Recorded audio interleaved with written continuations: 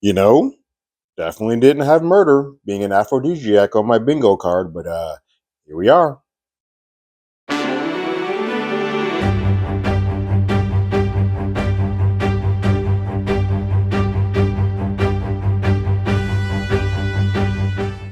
Hello, everyone. Terrence here with Hollywood Already Did It. If you haven't already, go ahead, like, share, subscribe to the channel, leave a comment, ring that bell below. Anytime we have something, you will be among the first to know. Episode 5 of Dexter is here, and after that very, very amazing episode of episode 4, episode 5 sort of slows down a little bit. It's actually the shortest episode I think we've had this so far this season, but there's a lot that happens because this is our first episode that meets and puts together Dex and Harrison and gets them basically having two massive sequences and scenes together to sort of meet, unpack, and then eventually repair what it is of their relationship. The episode is called Murder Horny. Shout out to Christian Ritter and Mia in this episode. This episode picks up right at the end of the last episode where Dex is attempting to stop Harrison from turning himself into the precinct. And Harrison sees his dad, thinks it's like, "What am I freaking out? What's happening? I shot you. You're supposed to be dead." And Dexter's like, "Let's take this somewhere else. Let's not talk about this in the middle of broad daylight in front of a police precinct." And so they go back to Dex's place to unpack some things. And Harrison asks him, like, "Are you stalking me?" And Dex's like, "No, I moved here to look after you." And Harrison does a funny thing, and this is a sort of a funny thing of just kind of a wink wink to the audience. It's like, Harris, Dex, you're like Michael Myers or Jason. Like, you can't die. We thought you have died 3 different times, and somehow you keep living, keep coming back. But Harrison asks, like, why aren't you locked up? Like, there was enough there at Iron Lake that you should be in prison. And Dex is like, yeah, Angela wrote me off and cleared me of all charges and set it up so that I wouldn't be in jail. And then Harrison kind of lets him know, like, you have no idea what that day in the woods did to me. And Dex lets him know real quick, that was my fault. I did that. I took the safety off the gun. I pointed to my heart and I told you to shoot. You did exactly what it is that I told you to do. At that point, Harrison's just like, look, it jacked me up. Like, I'm broken because of that. And Dex like, you were just following my teachings. It's like, but in that's how I found you. I found you because what you did to Ryan Foster led me to say, oh, he was listening and that you do have some of me within you. And he says, I understand what you're going through. There was a moment when I was young and your Aunt Deb was about to be assaulted by some frat boy that I stopped him. And had she not stopped me, I would have been in the same situation you are in, which is great. A great use of the Dexter origins as sort of a tie-in and flashback to that piece. It's a scene that happened in this season. If you're not watching Dexter Origins, while not as great as this show, mainly because it's a prequel, it's really freaking good, and you should be watching that as well. Neither here nor there. But he said, I felt the same sort of darkness that you feel when I was your age. And it was just this rush that came over me. And I remember my first kill. You see that, another Dexter origin piece, when I was 20, and it felt great. It felt like a rush. And Harris was like, hold on, hold your horses. That's not what I'm feeling. um, I am losing my mind. This watch that I have, it keeps ticking. Tick, tick, tick, tick. I hear it all the time. I feel guilt. That's why I was turning myself in. I don't have what you have. And Dex then kind of comes back a little bit and is like, well, maybe you're not like me. Maybe we're not quite the same. And he tries to make it feel a little bit better by saying, like, hey, Ryan would have hurt a bunch of other people. And so you should take some sort of solace in the fact that taking him off the board does help a lot of other people. But Harrison's not really trying to hear that. Harrison's like, you try to nurture and foster something in me that wasn't truly there. And I never would have killed him had you not sort of implement that on my brain. Like, I wouldn't have had that. I wouldn't have had that piece of my life, my existence, if you had not sort of imprinted that on me. And I don't want it. Like, I want no parts of what you sort of made me become. It's at that point that Harrison throws his mom and Aunt Deb and even LaGuardia at him. And Dex like, well, LaGuardia, where did that come from? And that's when Harrison says, Angel came to see me and sort of let me know a little bit more about my life. And at that point, Dex is like, huh, guess I am Angel's new white whale. Good to know. But here's the deal. Angel doesn't have anything. He came to see me at Iron Lake, and He's got nothing, so you don't have to really worry about him. So at that point, the Harrison was like, well, hold on. He was just trying to manipulate me because if he talked to you at Iron Lake, then he didn't let me know you were alive for a reason. At that point, the Dex does something that's sort of fatherly. It was like, hey, look, give me the watch. Let me take that burden that you can sort of escape from that point. And so Harrison hands the watch off to Dex, and you can immediately hear the sort of that ticking sound. You can see the calm rush over him, and he's like, okay, at least that sound is gone. So at that point, the Dex can't really read the room and see that his son is still in some pain. He said, well, cool. Now that that's out of the way, how about we go grab a bite of food to eat? And Harrison's like, bruh, we're not there yet. We are not on that level. In fact, I just don't, I need to get away. I need some space. I need to not be around you. So he takes off. Dex tries to go after him, but then Harrison says, like, nope, give him some space. Let him have his moment. He'll come around. You're not going to solve all that is broken with what you guys are in this first conversation. There's a lot going on underneath the surface with the Young Predator. And we don't get a lot of information here, but we can see that there's just all that is on the surface is not true. Leon's prepping for an interview, kind of a puff piece interview about some of his philanthropy and what he's doing for the police fund and all this stuff. And we learned that he was a product of the foster system, and that he's paid for whatever family took him in. He paid for their mortgage, he paid for that, and anybody else who came through that system, he's paid for it out. He just uses his money to sort of give back to the foster system. But the big thing is he doesn't want credit for that. Like he wants that to just sort of happen without him getting any sort of kickback. We see the detective Wallace calls Harrison back. Harrison's like, crap. She calls Harrison back and is like, hey, so you called me. What's up? And Harrison trying to say, hey, I didn't want anything. It's all good. He tries to dodge her. She's like, well, look, come see me and we can have a conversation about whatever it is you want to talk. And she's like, nope, I don't need to do that. She's like, well, I can come to you. You still work and live at the same place. Does your boss know that? And so it's a kind of a way to throw shade at him. Like, yeah, we're not going to be on your turf. You're going to want to come to me because if I come to your place, I'm going to blow up your spot. We see Dex is sort of kind of going through the motions. He feels like, hey, I just opened myself up to my son, but he shunned me. And I don't really have anybody in my life. He's doing a ride share with this couple that just can't keep their lips and hands off of each other in the back. He's like, I don't have anybody. I don't have Harrison. I don't have anybody that loves me. I don't have any family. Like everything is sort of gone. I'm just a loner out here. But there is one thing that I can at least try. There's somebody who's out there who's like me, who has a code, who's like me, and she's pretty damn hot. Let me call up Lady Vengeance, Mia. And so they go out on a date to go bowling. And it's going well. They have a lot of chemistry. They're talking back and forth. It's a good sort of rapport that they have. And she lets him know that she moves around a lot. And she doesn't have a lot of family. Kind of like him. Doesn't have a lot of family. Doesn't have a lot of friends. Her mother and her sister don't really talk to her. Her sister really never forgave her for leaving her and abandoning her. So sister never talks. And the mother, she can't have an open conversation with her mother about what she did with her boyfriend because they won't understand. They won't get who she truly is. But she's like, I can see in you a person that I can sort of confide in. Now, mind you, she's still seeing this as Red, not as Dex. They have a good time. It's a morning date. And so as they're leaving, they say, well, let's try something for this afternoon. Let's evening. If you're not busy. There's a wine bar that I like to take you to. They set that up. And then she sort of asks a question like, hey, real quick, have you ever thought about like collaborating on a kill? And Dex is kind of like, no, I haven't. I mean, I guess we could. To which Mia just says, think about it. And then they go their separate ways. While he's ruminating on it, Harry comes in and is like, Pardo, Lumen, when has teaming up ever been a good idea for you, Dex? Like, it's always ends up terribly.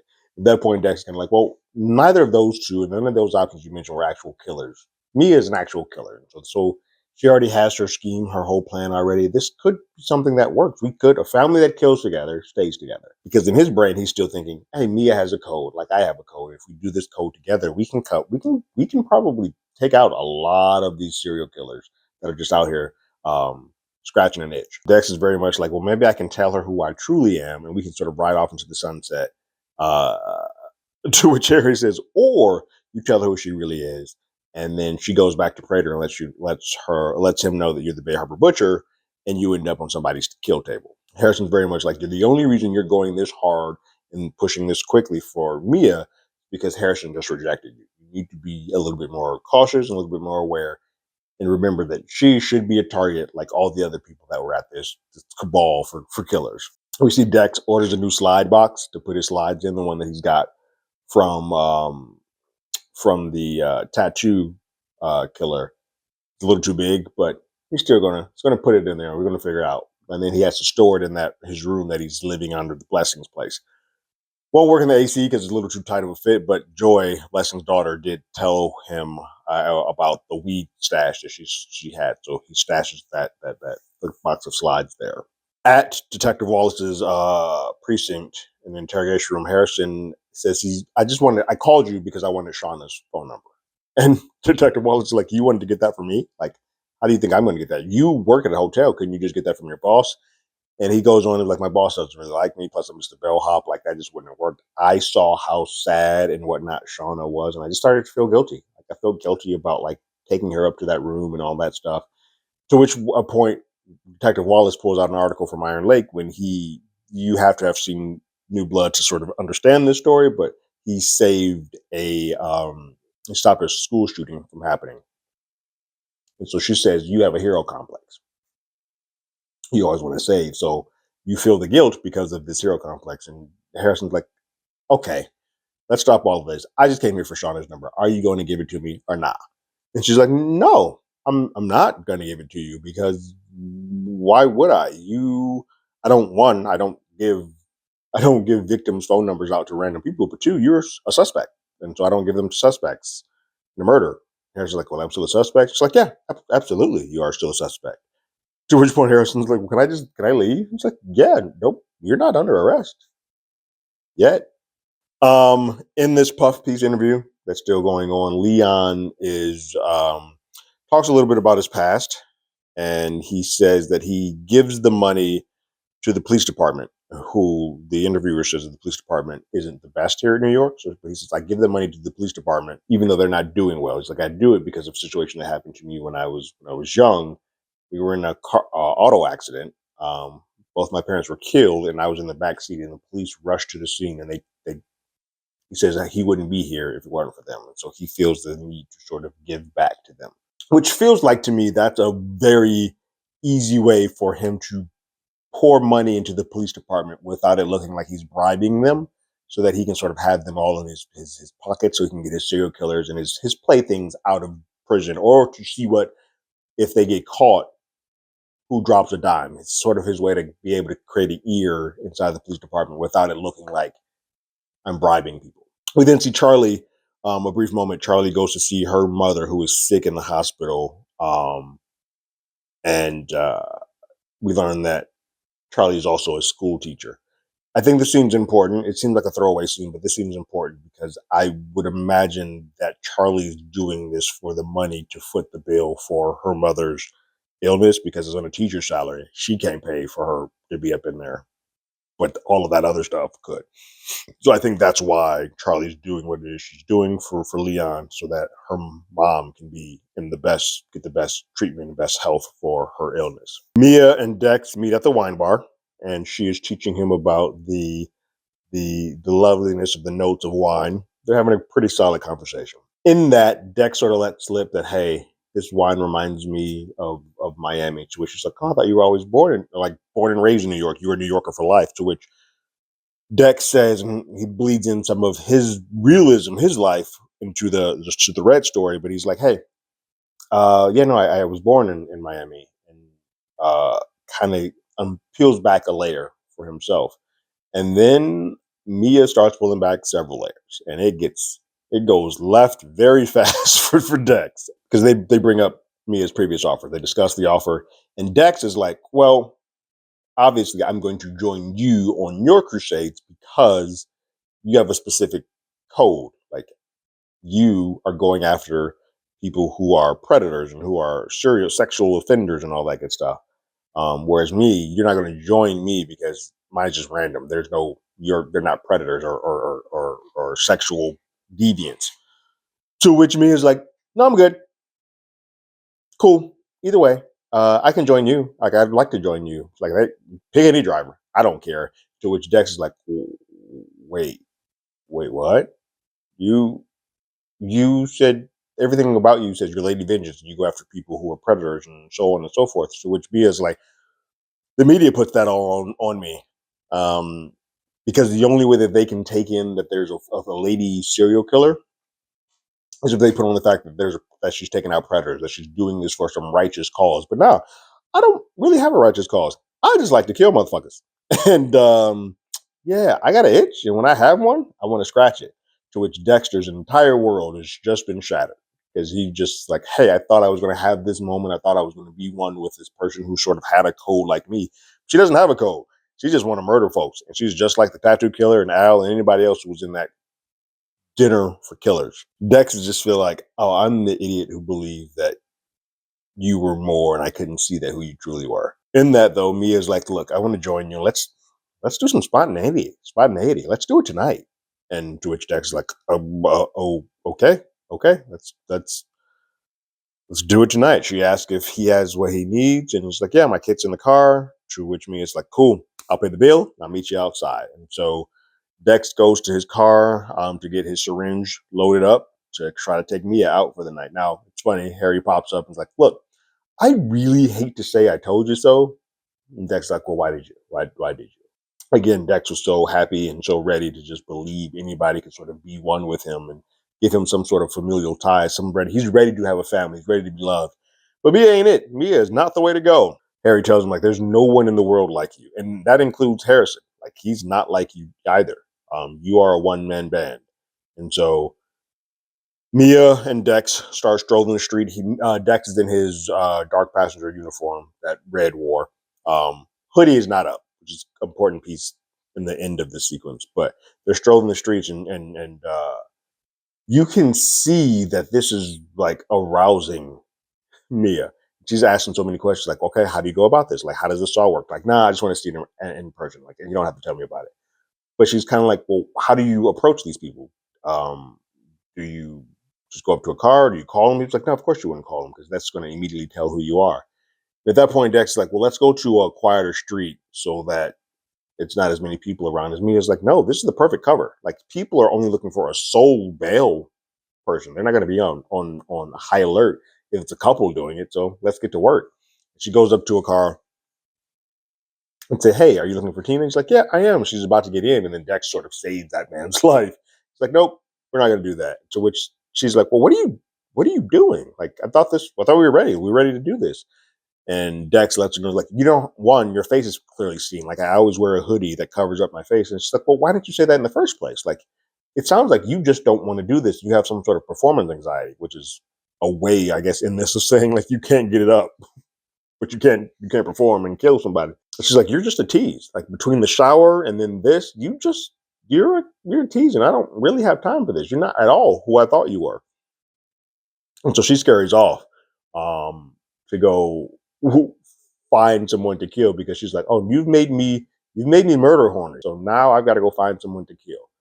And Dex has a syringe, just pulls it out, wants to go after her, but he can't because in this moment, it's going to be very suspicious if both Lowell and Mia disappear the night after his first day. And so he's like, Harry's right. We got to space these out. We got to do these after all of these things sort of happen. And so Dex has to think on his feet to come up with another way to get her shut down. So Mia hits the town, finds her mark, and takes the mark back to her apartment. Now, mind you, before she does this, Dex enters her apartment and does one, looks at the mementos that she has, but also places some bleach, which is going to come back in handy. And then he looks through a window and sees that there's a vantage point that he can look into her apartment without really being seen. So he sets up the scene, and then he goes up and gets the viewpoint. Mia arrives with her boy toy, her toy that she's going to kill, and gets to work.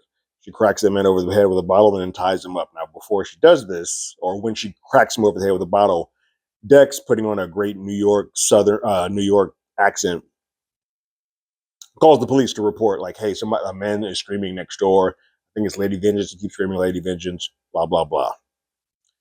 So Mia wakes the guy up and starts, shows a whole bunch of, like, a table of just many, many toys that she gets a kick out of murdering folks with, and says some very just diabolical things to this man. It's about to get to work before the police bust in and arrest her. She is arrested, taken away, and once the detectives and cops, Detective Wallace and them, arrive on the scene, once they arrive, they find Ryan Foster's watch that in her box of trinkets with all the other kills. And so Dex is going to kill two birds with one stone, get this stuff off of Harrison and put it in there. To since she's already a serial killer, one more ain't gonna hurt, and we can just get this body off of Harrison. But two, they find the bleach, which is what cleaned the hotel. So kind of added another piece to make it seem like, in addition to all the kills that she's done with the sexual predator, she's also, again, Ryan was a sexual predator, so it falls in the MO of what she would do. Leon is uncomfortably, it's very self-aggrandizing watching the interview, the Puff interview that he just did. He's watching it while eating his lavish meal by himself, all alone. And then Charlie comes in to say, hey, real quick, I can't find Mia. Like they've got her in a place where I can't get to her, and they keep moving her around. And it's at that point that, kinder way, Leon threatens her, like, didn't I hire you to be able to fix things? So fix them. Like, why are you having a conversation with me? Go handle that. And so you can tell that Charlie is under Leon's thumb. And I think it goes back to what I said earlier, that the whole mom thing, on a teacher's salary, she can't afford that, but she can take care of her mom and keep her alive and well because of that. That's the one time that you see her being human, having any sort of humanity. But when she's here on this job, she is cold as ice. The news the next day brings up that they found who the killer is for Ryan Foster, and they show Mia, and Angel is watching this telecast, and he kind of just like, wait, what the hell? I am so confused because I've got this whole murder wall that has something with both Dex and Harrison, and so now I don't know what to do. And so he's got to go back to the drawing board, and like a lot of the things and the reasons why he's there doesn't quite add up. So then Harrison returns to the hotel, and he learns quickly that Lady Vengeance has been the person that is these kills are being pinned on. He immediately goes to Dex, and Dex, for the first time probably in the history of this series, any of these series, Dex is 100% open and honest with someone. But Harrison asks him, like, "Did you do this?" And Dex is like, "Yeah, I did. I hope it doesn't break any like boundaries issues, but I just wanted to get that scent off of you." And Harrison's like, "Well, having a serial killer arrested doesn't sound like you." And Dex like, "Yeah, it does not." Then Dex opens up about how he didn't know how to be loved when he first got into all this. When he was young, he didn't know how to be loved, and Rita, his mom, loved him, and I just like I didn't know how to receive that. And then when she got pregnant, I definitely didn't know that I could be a dad, a family person, as well as satiate the thirst that I had as a killer. And then I met Arthur, the Trinity Killer, and I saw that he was doing both. He was both a family man and a serial killer, and I was like, oh, you can do both. And so, unfortunately, I got into this blind spot that I saw the Trinity Killer as both a mentor and a target. And unfortunately, that blind spot, when I finally did take him out, he had already gotten a hold of your mother and killed her. And I felt so terrible that like innocent people, or innocent person died because I had a blind spot and I was broken. Like that was my fault, and it sits with me and it sat with me and still does. And Harrison immediately accepts that as the truth. He's like, no, that's the truth. And it's the first time that you've been honest with me. And so there's an opening up there. Is at that point that Harrison asks him, like, well, what's to stop innocent people from dying again? To which Dex responds, I'm hoping that having you be a part of my life could be the difference. And then Harrison says, look, I'm not like you. I'm not like you. And Dex is like, I know you're not. And I don't want you to be. And it is my fault that I tried to attempt to mold you into me. but y'all don't want you to be like me, not anymore. He says, Dex says that you almost turning yourself in proves to me that you have a goodness and a heart that and a humanity that I never could. Like Dex, like me turning myself in was never going to happen. I'd never had that thought process. So you clearly are very different than I am. But Dex says that because of that humanity that you have, that's why I need you, because it may make me cover some blind spots that I didn't know I had. And but he's like, I need you, and I won't ever try to mold you again. I promise. Like that'll never happen again. And I'm sorry. And Harrison, he says to Harrison, I have so many reasons to kill, but you are the only reason that I have to live. Which, oh, he nailed that. Look at Dex being a good dad and actually saying something and having an emotional core to himself. He says, I still want a family, and you're all I have. To which Harrison replies back, you're all I have. So they have a moment.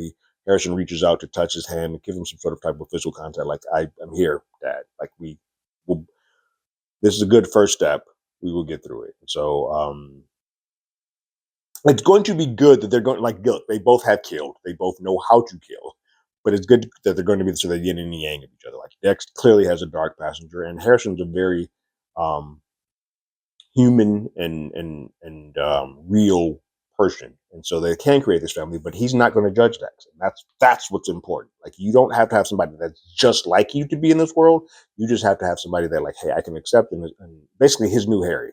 Like Harrison's becoming Harry, but the younger version, where like I'm not going to do what you do. Like I can't. My stomach's not built for this. But I'm not also going to turn you in or rat on you or tell on you. Like I'm going to be here to sort of be that beacon that that that you have. And it's going to be interesting. I don't know, because we don't really have a sequence that occurs after that moment. But it would be interesting that if Harry stops appearing and Harrison sort of takes the, hey, I'm your good conscience. Let's ease up, Dad. That would be kind of cool to see him sort of be that piece for him. The last piece is Charlie finds Mia, who is locked up, and Mia is kind of like, look, you don't have to worry about me. I'm not saying crap. My mouth is shut. You don't have to worry about me talking about any sort of thing. And Charlie's like, cool, that's what I needed to do. I needed to hear. I wanted to look you in your eyes and make sure that we don't have anything to worry about. And Charlie says, because of that, you and I's mutual friend will make sure that your entire time here will be as comfortable as it can be, and we will get you out of here as quickly as we can.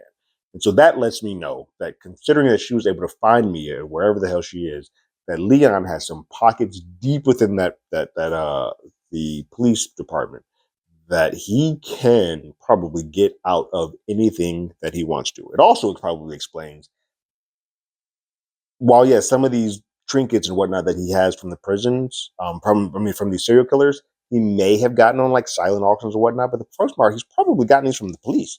He's probably found a way to get some of these from evidence that have existed in police departments or police folks, and like, hey, can you get a hold of this? Can you get a hold of this? Because it's most of these things would be locked in some type of evidence locker. So it's clear that he has his fingers on sort of everything. And like, as much as the serial killers are under his thumb, Charlie is also under his thumb. So I'm curious to see how Dex gets the thumb off of Charlie, because that's sort of going to be the weak spot to Leon, to sort of get up from under this. Dex has to figure her out.